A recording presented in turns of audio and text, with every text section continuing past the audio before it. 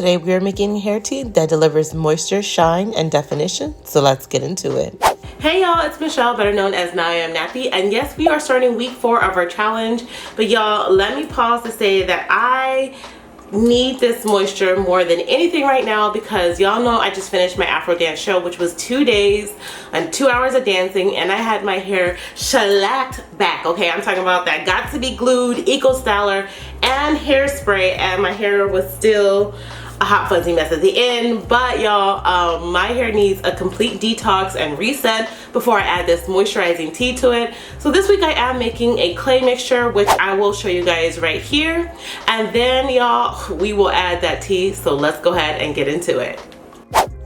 So we're going to keep this mixture very simple. We're going to use half a cup of Kaolin Clay and half a cup of BentoniteClay. And I'll be using about 1.5 cups of aloe vera gel. And y'all, I will be stirring this mixture until the mixture completely dissolves. This will take about 10 to 15 minutes. If the mixture is still a little bit alkaline, you can add some apple cider vinegar to the mixture and let it sit so that the water and clay can expand. And you'll notice here, after about 15 minutes, the mixture is nice and smooth. Now, when it comes to the hair tea, you could use either slippery elm or flax seeds. Now this week I opted for just slippery elm. I'm adding 1/3 cup of slippery elm. Now y'all, to want to be a little bit extra for a little bit added more moisture, this is totally optional. I went in with 1/3 cup of marshmallow root, and that's the only 2 herbs I'm making for this tea. Now you can use either flax seeds if you like, or just the slippery elm. So I let this go for a rolling boil for about 10 minutes, and then I turn it down and let it simmer for 30 minutes.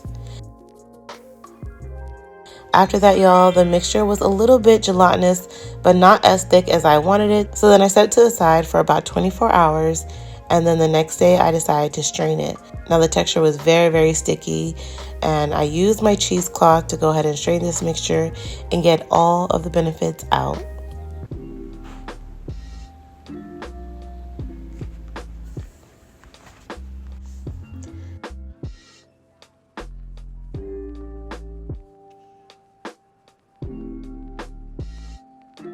So now that we have our clay and tea, let's head to the bathroom to deal with this matted hair. All right, y'all, take a look at the mess I'm dealing with. I'm just going to rinse it under some warm water before I get started. And y'all, let's go ahead and go in with our clay mixture. Now, again, this is completely optional for you guys. Y'all know this week, again, that I was dancing and I had all of this product in my hair. But it's also really great to detox your hair if it has been a while. And the 2 clays that I'm using have different absorbency rate. So bentonite clay is very absorbent and also very alkaline. So you definitely need something acidic to balance it out. The Kaolin clay is the least absorbent. It adds a little bit of moisture to your hair. So I'm going to just apply this in sections, making sure I cover it from root to end, and also focusing it on my scalp, y'all. I'm really trying to make sure everything gets nice and clean. Now, using clays are a great way to gently cleanse the hair without using any harsh agents. And clays actually absorb any dirt, oils, and toxins from your hair and removes them, and is easily rinsed away.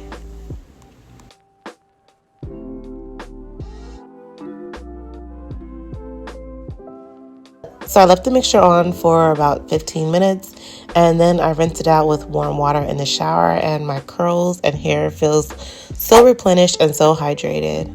I went in and I deep conditioned for about 45 minutes with steam, and now we are out and ready to apply our styling gel to our hair. I'll be using the slippery elm hair tea as the base on my moisturizing regimen, and then I'll follow up with my leave-in conditioner, spraying it as well all the way down the length of my hair and detangling gently.